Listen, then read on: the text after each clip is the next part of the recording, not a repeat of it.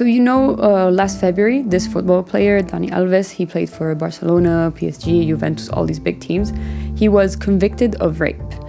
And what really made a difference in this case was the definition of rape itself in the Spanish legislature, which is where he was convicted. Oh, right. This was a huge thing last year, right? It's the only yes means yes legislation, which is basically affirmative consent. So if this had happened in another country where, we have a definition of rape that is based on coercion and not consent, this wouldn't have resulted in a conviction. The way we phrase things in legislation has very real-life impacts.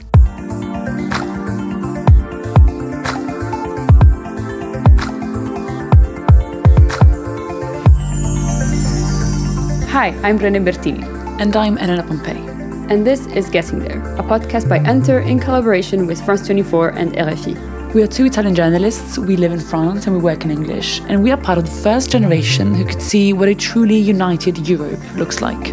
We can move and work freely across Europe, we have one currency in most EU countries, so we want to know what's next and how we're getting there. So despite society moving on in so many ways, gender equality and gender-based violence, the standards for that are still so low in Europe.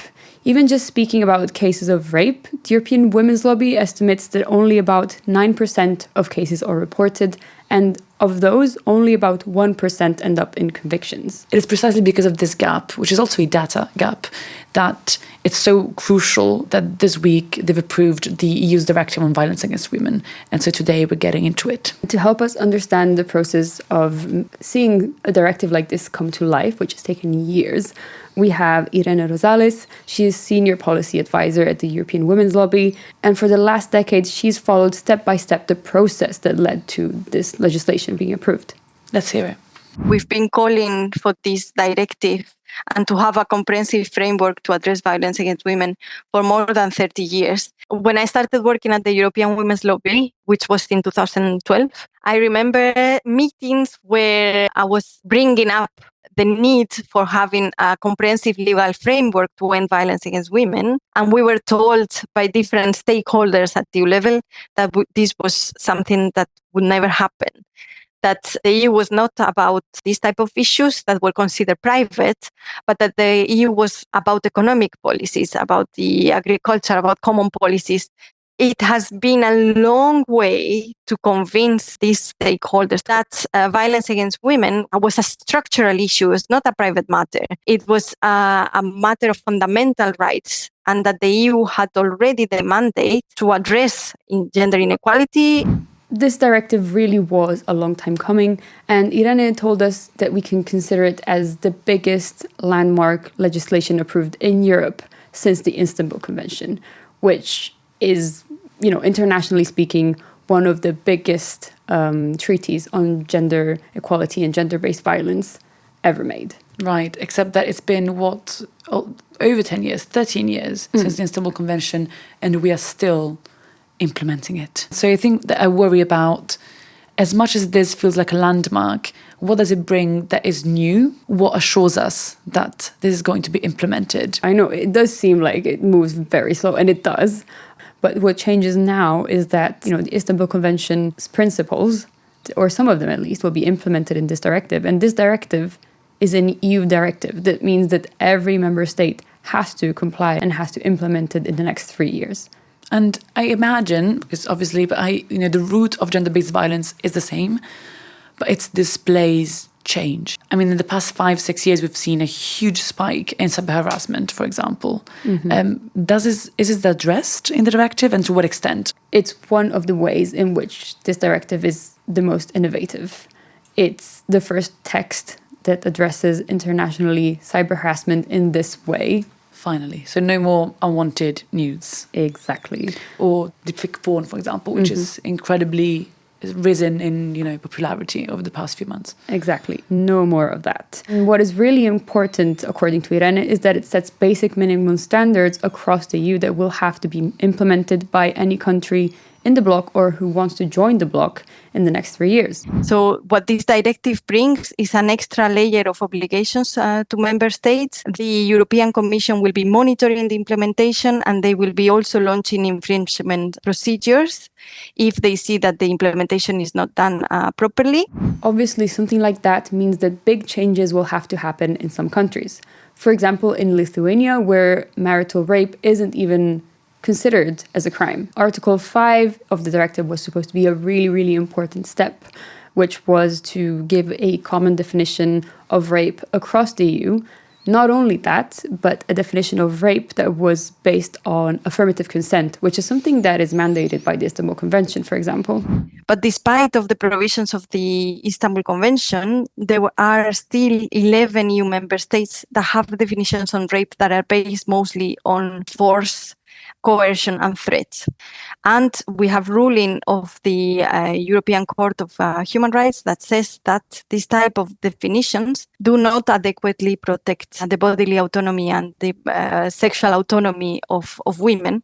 We see that the levels of impunity are huge all across these countries that have definitions of rape based mostly on forced coercion or threats. In the path of trying to access justice, the case falls because there are no enough evidence. The level of proof that is required is very high.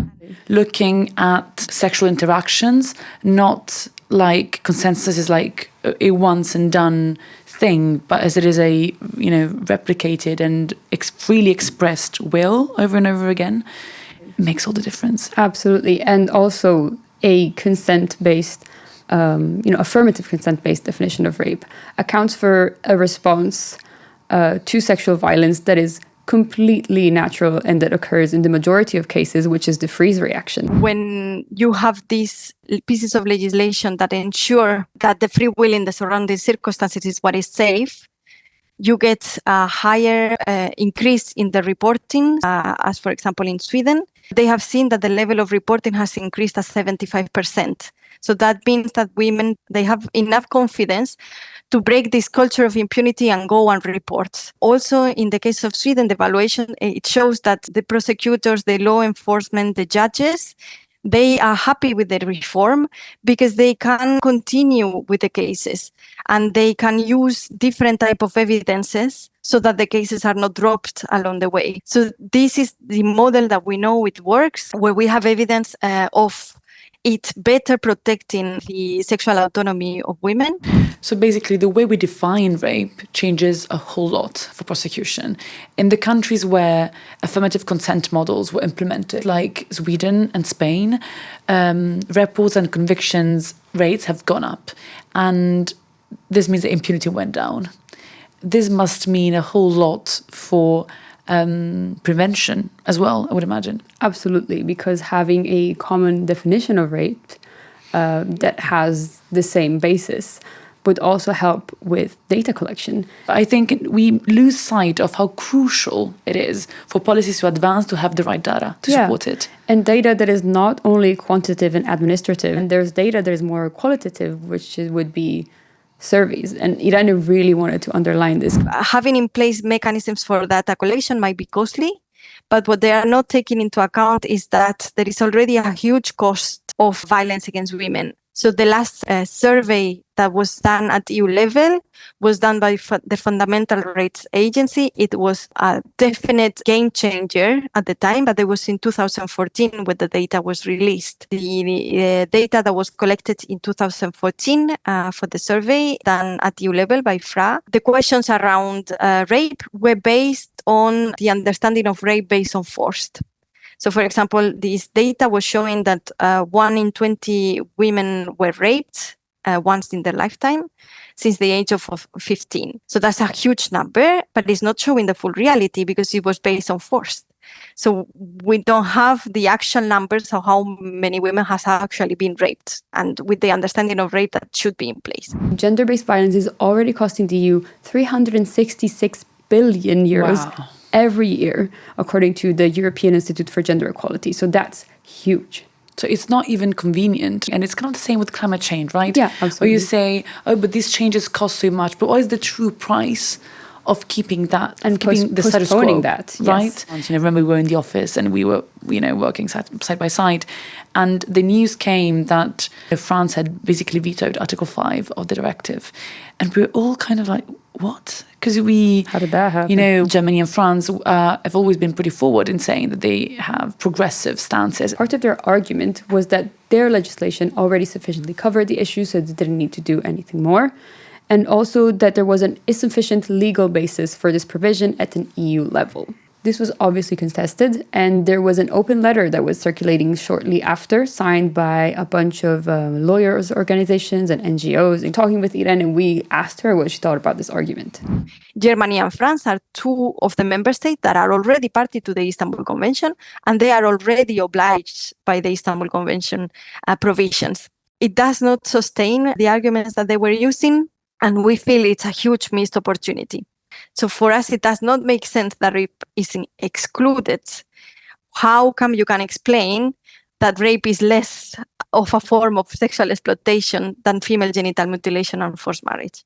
So at least for me, throughout this, one question remains, because we all felt very strongly about how affirmative consent does change the narrative for victims everywhere.